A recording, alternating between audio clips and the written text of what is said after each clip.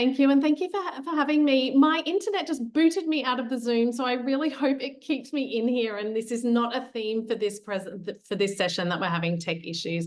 But hello, thank you for coming. I'm Adrienne. I'm a researcher with the Australian Frailty Network, and I'm joined by three co-presenters who will introduce themselves in due course as they come online. But together we are here to speak about how at the AFN we are engaging and working with health consumers in frailty research, and how we are how involving consumers in that research design phase and ethics application, how we are able to operationalise the ethical principles, but also how we're applying ethical practices to our consumer engagement.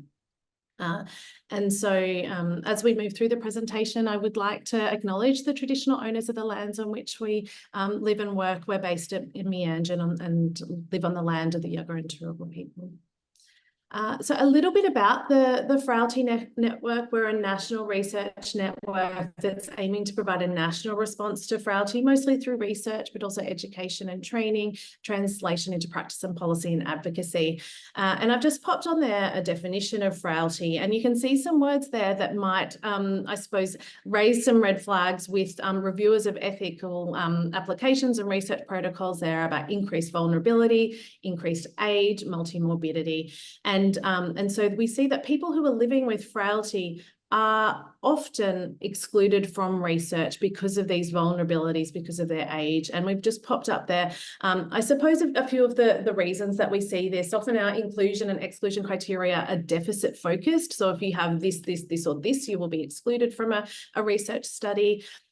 We often have age cutoffs. So maybe an age of 65 and older might trigger a higher level of scrutiny over a research protocol, or we might exclude people based on their age. And there are a lot of pervasive stereotypes about aging, about what older people can and can't do, what they will and won't want to participate in. And then when you add on top of that, perhaps other access needs that people living with frailty may have, such as English as a second language, then there's further exclusion from research. And so what we really see is the voices of people living with frailty are not seen in research, they're not represented in research. And this means not only a lack of research to guide care and treatment, but resulting in just a lack of treatment and best practice treatment options for people living with frailty.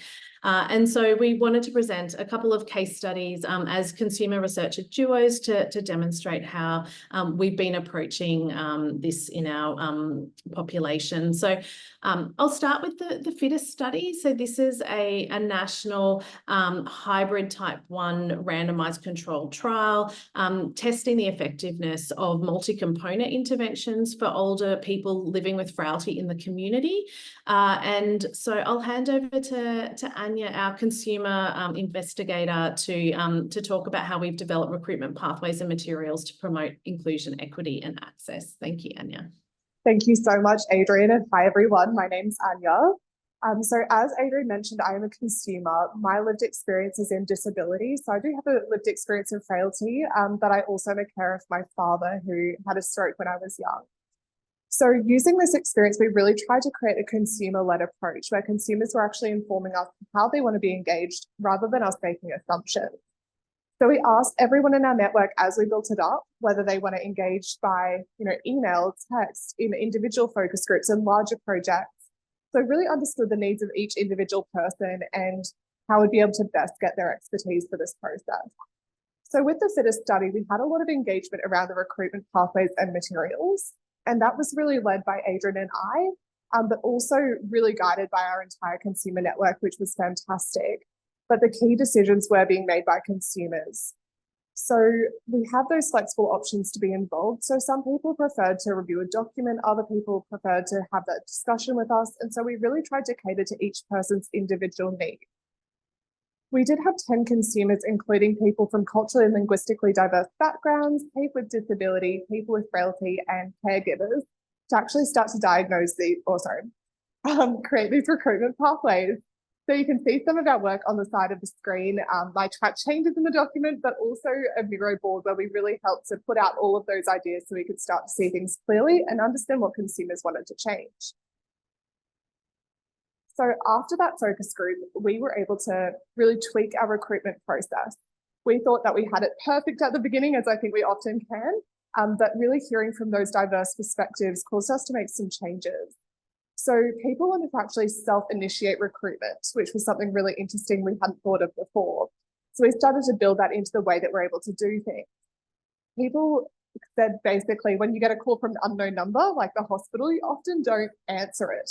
And it can be quite scary with all the scams that have gone around. So having SMS notifications go out first, so people know that they should get a call soon. Having multiple ways to express interest. And we also heard that people wanted to be able to provide verbal consent rather than written consent. So how we actually were able to do that in a good and safe way. And people also wanted to know why they weren't eligible if they suddenly couldn't be part of the research. So none of these things seem like huge, groundbreaking things, but it really tweaked our thinking and also the recruitment process quite a lot. So one of the things that I've found to be really important as a consumer myself is being able to close the feedback loop. So we developed this, as you can see, around you said, we did, and we break it down by sections of what people were engaging with. So in this example, you can see it's the participant information and consent form and flyer. So we really looked at what people said and how we can actually implement that in a way that doesn't, go past the project proposals that we've already submitted. So you can see some of that information there in the table.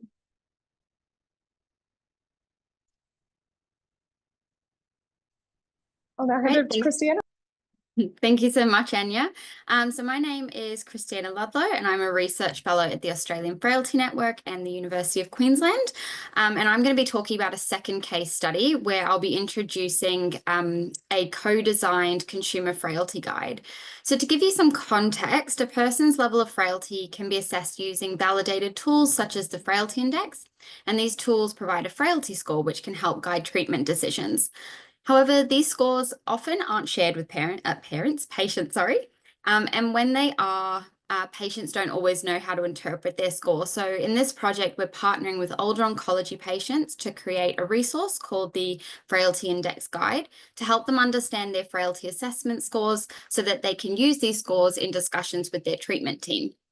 So in a moment, you'll hear from Mary about her experiences as a consumer investigator on this project. But before I hand over, I did want to briefly touch on a challenge that I've encountered when applying for ethics approval when working with people who are older or those who are living with frailty. So this is based on my experience as part of the FI Guide project, but I've experienced it many times on other projects in both hospitals and aged care. I found that a common assumption by HREC committees is that older adults or frail patients are vulnerable populations, and therefore workshops, so co-design workshops or focus groups, for example, might be too burdensome and they don't see the benefit. So we keep getting asked, well, what's the benefit of them participating in this workshop? I've heard many times from participants, though, that they feel like benefiting in research and particularly focus groups allows them to have ownership of the outputs. They feel that they've contributed to something outside of themselves, and also provides social opportunities as well. According to the National Ethics Guidelines, it's unfair to discriminate or exclude certain groups. So, for example, older adults, and I've got some snippets from the ethics guidelines at the bottom of my slide.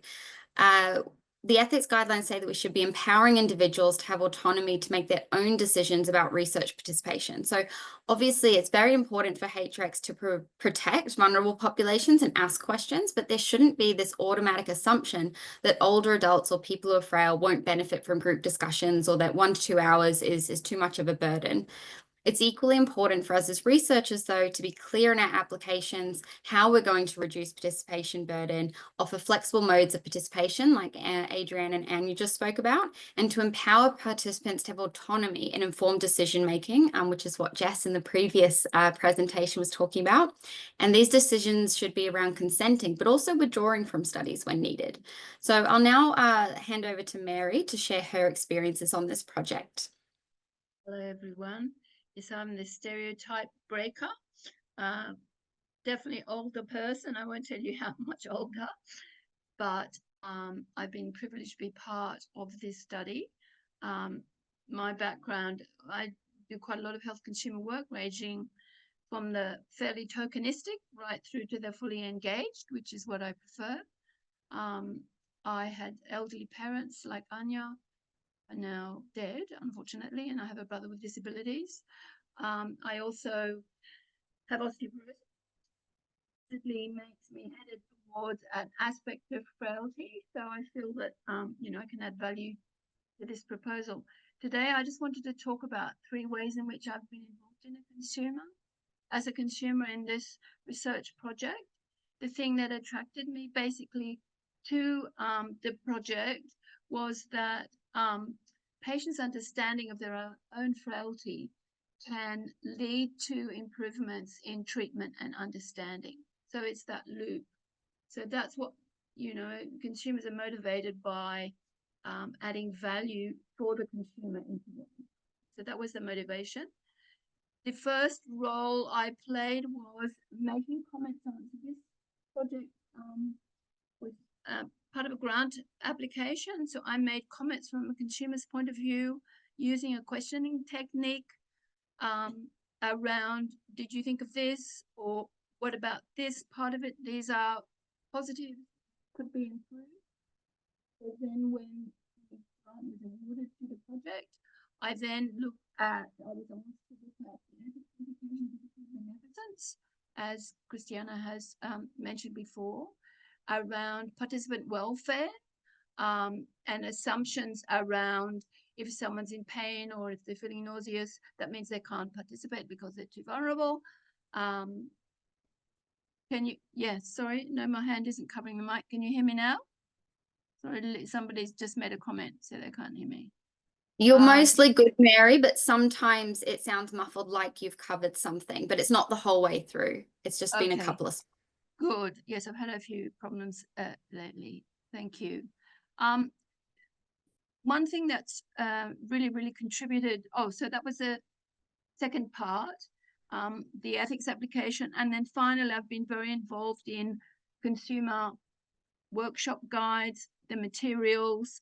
I have a background working in multicultural affairs, so that have a Greek background, so that really helped in those comments.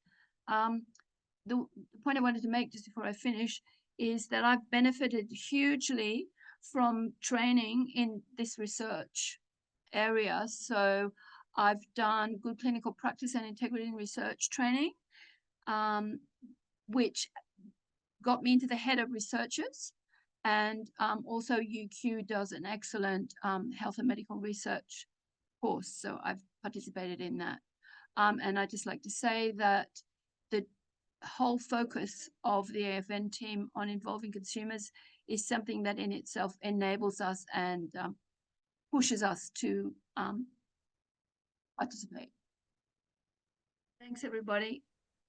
Thank you so much, Mary. So I will just summarize a few take-home messages. So involving consumers in research design can promote the application of ethical principles. And today, the 4 presenters here, we focused on beneficence, respect, and justice. Researchers should consider innovative and inclusive methods and approaches for recruitment, consent, and participants. As Mary mentioned, training and support is needed for consumers as well as researchers, and we think HRECs as well, to do this in a way that benefits all parties.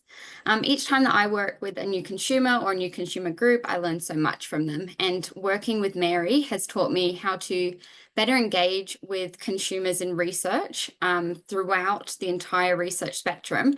But also to ask consumer representatives or advisors, well, how do they want to be involved in the research? And where could the research most benefit from their expertise and skills? So Mary and I had early conversations that she initiated, which, to be honest, I should have initiated. So she initiated conversations about where she thought her skills could fit in with the project. So I plan to take these lessons into my future research projects, and I want to acknowledge that we're all learning in this space.